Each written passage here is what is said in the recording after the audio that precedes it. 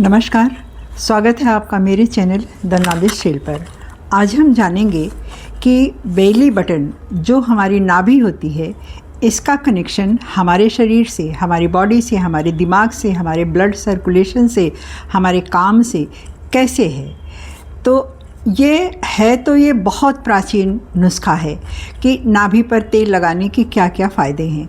हमारे घर के बड़े बूढ़े लोग, दादी नानी, ये सब हम बचपन में सुनते आए हैं कि नाभि पर तेल लगाओ, अगर पेट में दर्द है तो नाभि पर हींग लगा दो। ये सब हम सुनते आए हैं, लेकिन हम इसको आज उतना प्रभावशाली नहीं मानते और शायद ध्यान भी नहीं देते, ना करते हैं।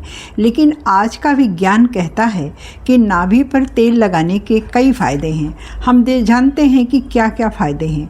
और दूसरी बात यह है कि नाभि पर तेल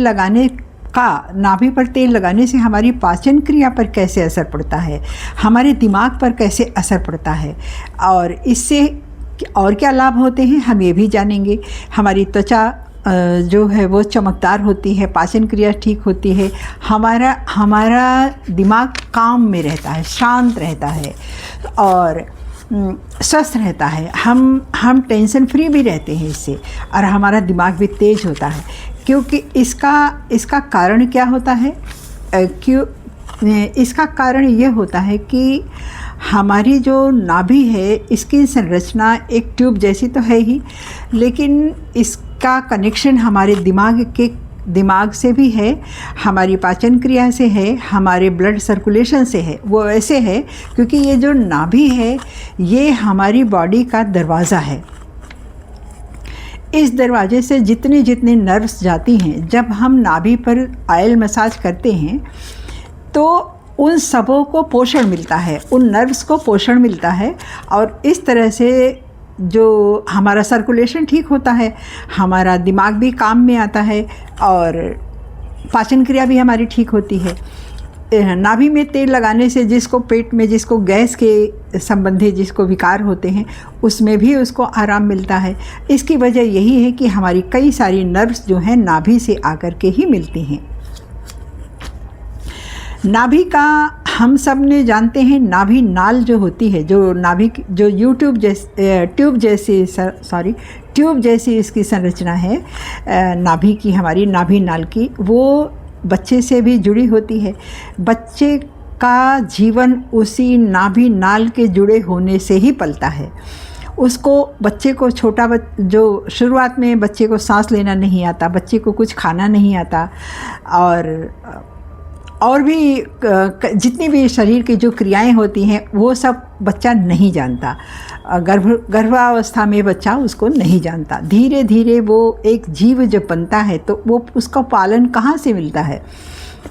उसका पालन उसी गर्भनाल से ही मिलता है। नाभि जो नाभि से जुड़ी होती है, उसी नाभि के पोषण के द्वारा ही सोचिए एक जीवन बन जाता है।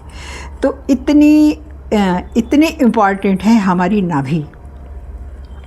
तो अगर हम यहाँ पर तेल लगाते हैं, तेल आप कौन सा लगाएंगे? हम कोई भी तेल जो लगाने वाला, जो हम बालों में लगाते हैं या खाते हैं, या और जो अगर आप चाहें तो कोई आयुर्वेदिक तेल भी ले सकते हैं, जैसे बादाम का तेल या और कोई तो तेल जो आयुर्वेद के डॉक्टर भी बताते हैं। तो नारियल तेल लगा सकते हैं, सरसों तेल लगा सकते हैं, तिल का तेल लगा सकते हैं, अलसी का तेल भी लगा सकते हैं, और घी भी लगा सकते हैं। बहुत से लोग घी भी लगाते हैं।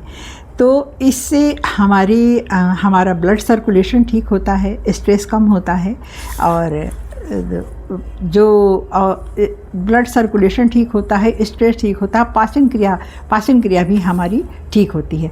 और बच्चा जब पलता है तो उसको ऑक्सीजन भी यहीं से मिलता है, उसको खाना भी यहीं से मिलता है।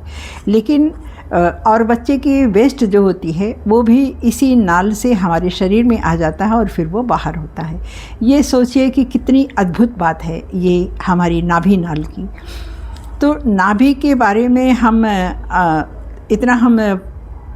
अब जानते नहीं और ध्यान भी नहीं देते हैं इस पर, लेकिन इस पर हल्का सा मसाज करना कई तरह से हमें फ़ायदा देता है। और हमारे ब्लड सर्कुलेशन को तो इम्प्रूव करता ही है।